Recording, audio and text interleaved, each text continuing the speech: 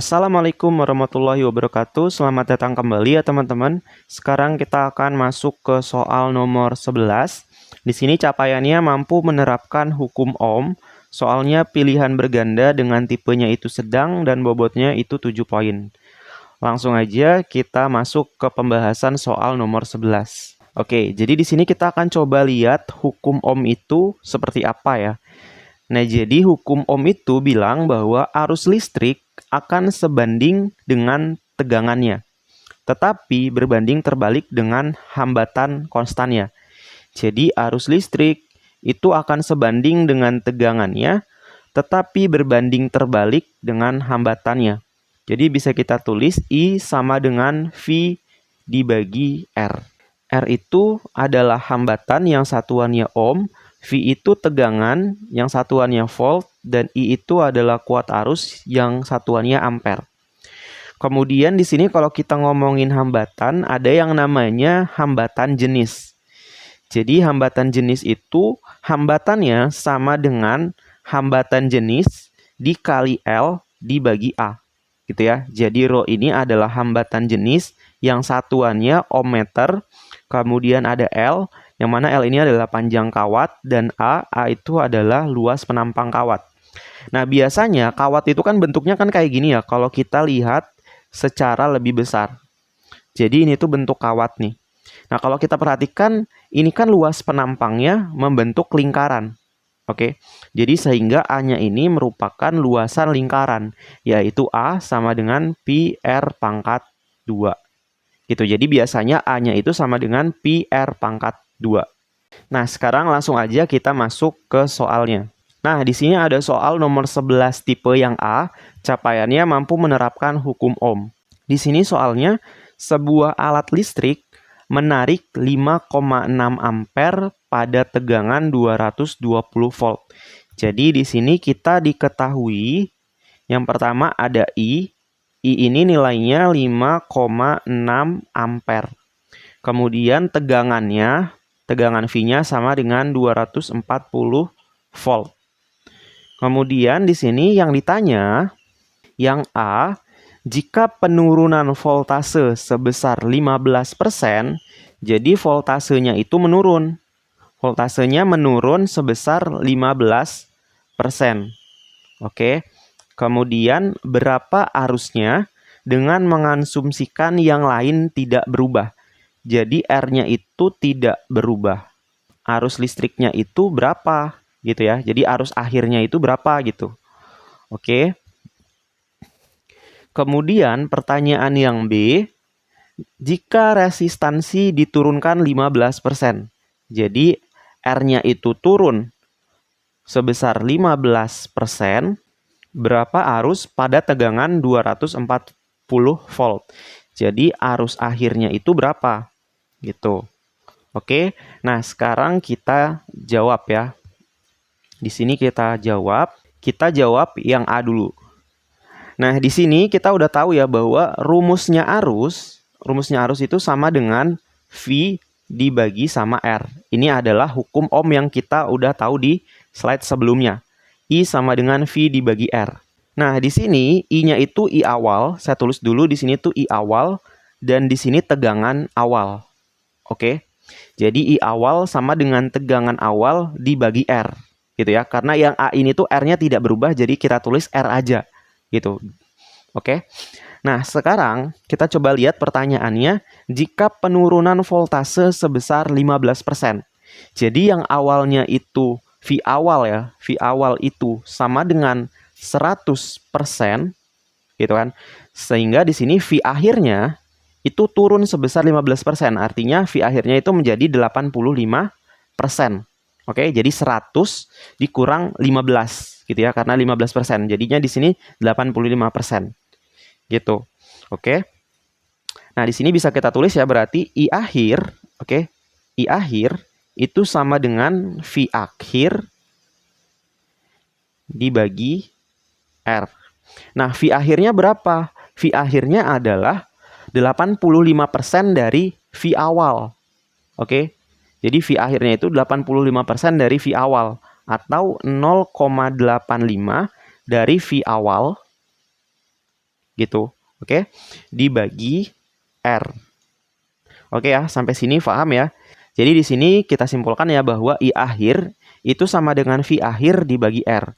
V akhir ini adalah 0,85 dari V awal dibagi R. Nah, kalau teman-teman perhatikan, ini itu ya kan, V awal dibagi R itu kan nilainya I awal ya. V awal dibagi R itu I awal. Jadi ini tuh bisa kita tulis menjadi 0,85 dikali I awal. Oke. Nah, I awal itu kan yang ini ya. I awal itu nilainya 5,6 ampere. Nah, ini itu merupakan I awalnya. Oke ya. Nah, jadi di sini bisa kita tulis I akhir itu sama dengan 0,85 dikali I awal. I awalnya 5,6 ampere. Jadi ini tinggal dihitung aja. Kalau kita hitung hasilnya menjadi 4,76 ampere. Jadi ini adalah jawaban I akhir untuk soal yang A. Sekarang kita akan jawab soal yang B. Nah, di sini pertanyaan yang B, jika resistansinya diturunkan 15%, berapa arusnya pada tegangan 240 volt? Jadi yang ditanya itu masih sama, yaitu I akhir, tapi di sini R-nya itu turun sebesar 15%. Artinya di sini kan R akhir itu sama dengan 85% dari R awal. Oke. Nah, di sini berarti sama dengan R akhir itu sama dengan 0,85 dari R awal. Gitu ya. Nah, di sini bisa kita tulis ya di jawaban yang B. Jawaban yang B kita tulis juga kayak yang ini tadi. Oke. Jadi di sini I awal itu sama dengan V dibagi R awal, gitu ya. Di sini V-nya saya tulis V aja karena di sini tuh V-nya tuh tetap ya. Jadi nilai V-nya itu tetap, nggak berubah. Yang berubah itu si R-nya nanti. Gitu. Jadi saya tulisnya kayak gini. Oke ya, kita lanjutkan ya. Di sini kita tulis I akhir, oke. I akhir itu sama dengan V dibagi R akhir. Kemudian sama dengan V dibagi R akhir. R akhir itu 0,85 R awal. Jadi kita tulis 0,85 R awal. Oke ya, jadi ini bentuknya kayak gini. Oke ya, jadi ini tuh bentuk akhirnya kayak gini. Kemudian di sini kalau teman-teman perhatikan, di sini kan ada V dibagi R awal. V dibagi R awal itu kan sama kayak gini ya. V dibagi R awal. Yang mana nilainya itu menjadi I awal. Sehingga ini tuh bisa kita tulis sama dengan V dibagi R awalnya itu menjadi I awal. Terus yang ini kan sisa 0,85. Gitu ya. Nah, di sini tinggal kita masukin aja. I awal itu nilainya 5,6 ampere dibagi 0,85. Nah, ini kalau teman-teman hitung hasilnya sama dengan 6,6 ampere. Jadi di sini dapat kita simpulkan bahwa nilai I akhirnya itu sama dengan 6,6 ampere. Gitu ya. Oke. Jadi di sini kita bisa lihat ya bahwa saat resistansinya itu turun sebesar 15%, maka arusnya juga akan meningkat sebesar 15% menjadi 6,6 ampere. Nah, saat di sini itu tegangannya turun sebesar 15%, maka arusnya juga akan turun sebesar 15% menjadi 4,76 ampere. Oke, jadi ini adalah pembahasan untuk soal nomor 11 tipe yang A. Selanjutnya kita akan menjawab soal nomor 11 tipe yang B. Oke, di sini capaiannya masih sama, mampu menerapkan hukum Ohm. Soalnya, filamen pada bola lampu pijar terbuat dari tungsten. Bola lampu dicolokkan ke stop kontak 120 volt. Jadi kita di sini diketahui ada tegangan yang nilainya sama dengan 120 volt. Dan menarik arus sebesar 1,24 ampere. Jadi I-nya sama dengan 1,24 ampere. Jika jari-jari kawat tungsten 0,0030 mm, jadi di sini tuh ada nilai R ya kan, nilai jari-jari yang nilainya itu 0,0030 mm, berapakah seharusnya panjang kawatnya? Jadi yang ditanya itu panjang kawat atau L-nya ya. L-nya itu berapa? Nah, di sini langsung aja kita jawab. Nah, di sini kalau kita ngelihat soal yang bingung kita harus mulai dari mana cara mengerjakannya, kita bisa lihat dulu nilai-nilai apa saja yang kita ketahuinya. Gitu ya. Jadi di sini kalau teman-teman perhatikan, kita diketahui nilai V dan nilai I. Oke, jadi di hukum Ohm tadi, itu kan rumusnya I sama dengan V per R. Gitu ya. Jadi di sini kita udah tahu nilai I dan kita udah tahu nilai V. Berarti yang belum tahu kita nilai R-nya. Gitu. Jadi di sini kita bisa cari nilai R-nya. R-nya kita pindahin ke sana, I-nya pindahin ke bawah sini. Gitu ya. Jadi saling kali silang gitulah. Jadi di Matdas bisa kayak pindah ruas kayak gitu. Jadi R-nya sama dengan V dibagi I. Tinggal kita masukin aja. V-nya itu nilainya sama dengan 120 volt dibagi I. I-nya itu 1,24. Jadi di sini kita bisa mendapatkan nilai R-nya sama dengan 96,77 ohm. Jadi ini adalah nilai si hambatannya. Oke. Nah, kemudian yang ditanya itu kan L-nya ya. Kita harus cari tahu nih, apa hubungan R dengan L. Ternyata hubungan R dan L ini itu ada pada hambatan jenis. Oke. Jadi hambatan jenis itu rumusnya kayak gini ya. Rumusnya R sama dengan Rho dikali L dibagi A. Jadi ini adalah rumus hambatan jenis. Ini bisa kita tulis di slide nomor 11 tipe B. Jadi di sini kita tulis hambatan jenis R sama dengan Rho dikali L dibagi A. Gitu. Nah, di sini karena yang ditanya itu adalah si L-nya ya kan, berarti A-nya bisa pindah ke sana. Oke. Jadi di sini RA sama dengan Rho L. Terus Rho-nya kita pindahin ke sini jadinya RA per Rho. Itu sama dengan L. Jadi rumus L-nya sama dengan RA dibagi Rho. Gitu.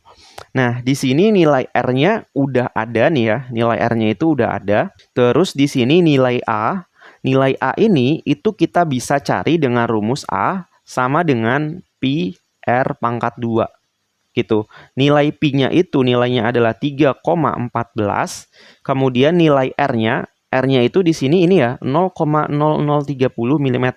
Jadi di sini sama dengan 0,0030 dikali 10 pangkat minus 3 meter.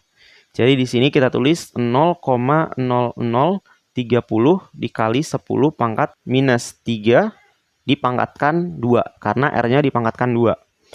Nah, kemudian di sini tuh ada Rho. Rho ini adalah hambatan jenis dari tungsten ini.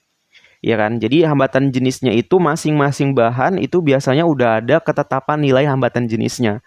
Untuk tungsten ini hambatan jenisnya itu nilai Rho-nya sama dengan 5,8 dikali 10 pangkat 8 ohm meter. Oke, jadi ini adalah besar hambatan jenis pada tungsten. Nah, kemudian teman-teman jangan khawatir ya. Biasanya itu untuk soal-soal yang kayak gini, hambatan jenisnya itu dikasih tahu. Itu cuma untuk soal ini itu dari pembuat soalnya dia lupa memasukkan hambatan jenisnya. Gitu ya. Jadi hambatan jenisnya biasanya di soal-soal itu udah dikasih tahu. Hambatan jenis dari tungsten ini nilainya ini 5,8 dikali 10 pangkat 8 ohm meter. Tinggal kita masukkan aja ya, nilai R-nya itu adalah 96,77 dikali nilai A-nya itu 3,14 dikali 0,0030 dikali 10 pangkat minus 3 dipangkatkan 2 dibagi hambatan jenisnya yaitu 5,8 dikali 10 pangkat 8. Nah, ini tinggal teman-teman hitung aja. Kalau teman-teman hitung hasilnya menjadi 4,71 dikali 10 pangkat minus 18 meter. Jadi ini adalah nilai si panjang kawatnya. Gitu. Oke ya. Mungkin ini ya pembahasannya untuk soal nomor 11 tipe yang B. Kalau nanti teman-teman menghitungkan perhitungan yang salah di jawaban akhirnya, silakan teman-teman komen aja ya. Karena di sini itu saya hanya mengambil jawaban akhir dari kunci jawaban yang ada gitu tanpa menghitung ulang. Jadi kalau misalkan nanti ada jawaban akhir yang nilainya itu beda atau salah, silakan teman-teman komen aja. Tapi secara umum cara pengerjaannya itu kayak gini. Gitu ya. Oke, mungkin itu aja. Saya tutup. Wassalamualaikum warahmatullahi wabarakatuh.